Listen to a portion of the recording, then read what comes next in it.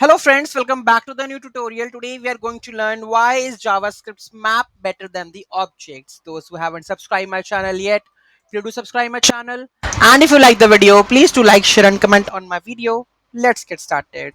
So, key types. Object. Keys are always string or symbols. In the maps, keys can be of any type including objects, functions or even none. Like this is an example. Here you can see that valid in map. So valid in map like this. And if you go with the object, so here how you can declare that object, and this is how key gets stringified as object. So this is the first difference. Second one, that is preserves insertion order. So in the map, keeps keys in order, you added them, right? Object, no guarantee of the order for the keys, although modern JS engines preserve order for the string keys in some cases. Performance.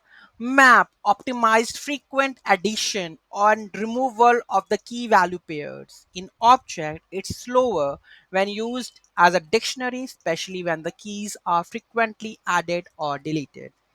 Built-in method. Map comes with the useful methods like set, get, has, delete, and clear. Object, you need to use the object.keys, object.values, and trace for the similar tasks which aren't as clean or performant. Okay, so here you can see that it's clean and the fast works but not as elegant. Next we have a no prototype pollution. Object inherits from the object.prototype, which can lead to the issues if keys like constructor or the proto are used. No prototype interference, it is clean slate, right? Here you can see that polluted and it is no issue, can cause unexpected behavior, right? Size. Map has a direct size property, but in the object it requires object.keys.object.length to get the size. Okay, map.size easy, but in the object.keys.length more verbose. When to use map? When keys are not just strings, when you need consistent insertion order, when performance matters, and when you are building dictionaries or the lookup tables. In that scenario you can use map.